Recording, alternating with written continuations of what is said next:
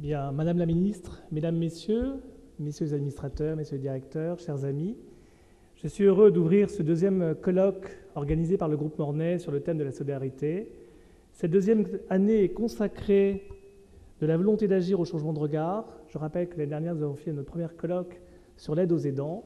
Et au regard des nombres de personnes qui sont dans la salle, je pense que c'est une réussite. Et en tout cas, merci d'être venus nombreux ce matin dans ce lieu prestigieux qui est la Chambre de commerce et d'industrie de Paris, que je remercie. Donc plusieurs raisons nous ont conduit cette année à choisir ce thème du handicap, donc de la volonté d'agir au changement de regard. Alors, quelles sont les raisons? Donc la loi du 1er février 2005 pour l'égalité des droits et des chances, qui engageait une réforme profonde de la politique du handicap en France, a suscité chez certains beaucoup d'espoir parmi les personnes, notamment atteintes du handicap. La loi 2005 a maintenant 5 ans et il nous a semblé intéressant de dresser un bilan des avancées, des initiatives qu'elle a suscitées, des difficultés rencontrées, des freins, mais aussi de se poser la question du regard que la société porte aujourd'hui sur le handicap et les moyens de le faire évoluer. Je pense à ce titre-là que c'est par le dialogue, la concertation, nous pourrons faire évoluer le regard que nous avons sur le handicap et faire évoluer la mentalité de certains. Alors, nous avons souhaité donc apporter notre contribution cette année à cette réflexion, d'abord parce que je rappelle que les conseils d'administration des caisses Agirc et Arco ont fixé des orientations sur le handicap, et donc dans ce cadre-là, nous sommes impliqués dans cette réflexion de politique d'action sociale volontariste en faveur des salariés de nos entreprises, mais également des ressortissants de ces familles.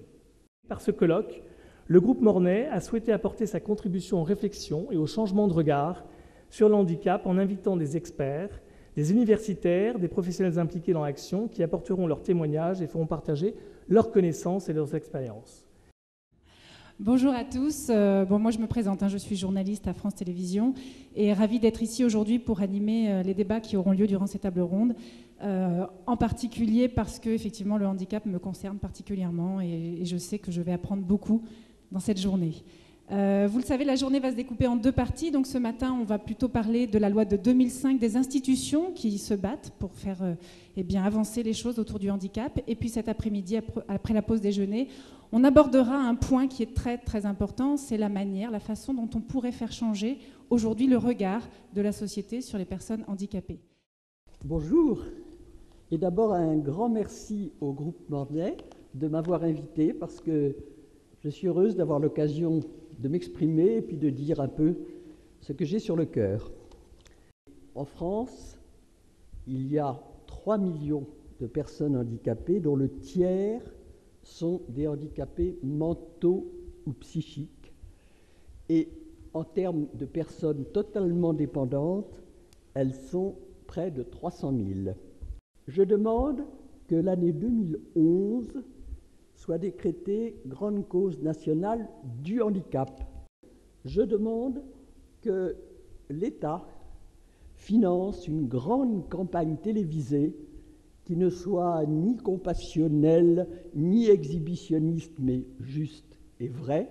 Les personnes handicapées ne veulent plus de compassion et veulent que l'on leur parle comme aux autres. Cette campagne qui aurait peut-être les effets qu'ont eu les campagnes anti-tabac, les campagnes sécurité routière, permettrait de mieux faire comprendre, de mieux faire connaître, et comme vous l'avez dit, Madame, de changer le regard. Notre association, le Conseil national handicap, est une association transversale, c'est-à-dire que nous ne défendons pas une maladie ou un handicap, mais nous défendons la cause du handicap. Et cela passe par la communication. Un exemple, au moment des élections européennes, nous l'avons repris au moment des municipales, nous avons réalisé qu'il y avait, en France notamment, extrêmement peu de conseillers municipaux handicapés et qu'il n'y avait pas du tout de représentants handicapés au Parlement européen. Nous avons donc pu réaliser une campagne où on a vu Roosevelt sur son fauteuil roulant et où on me disait « il a fait ça, il a fait ça, il a fait ça ». Il y a eu une réaction, je ne dis pas que les candidats ont tous pris une personne handicapée sur leur liste, mais il y a eu une réaction et je crois de plus en plus que la communication est un outil parmi d'autres, parce que tout ce que vous avez évoqué, Monsieur le Président, est à faire, mais je pense que la communication permet de faire progresser l'assise sociale et l'intérêt social pour le handicap. Nous sensibilisons le grand public, les professionnels, les architectes, les médecins, les enseignants, les soignants, etc., les administrations, les entreprises, et quand nous le pouvons, le pouvoir. Et il nous faut inlassablement chercher à convaincre que la grande majorité des personnes handicapées sont aptes à partager notre vie sociale, professionnelle, économique, médiatique et politique.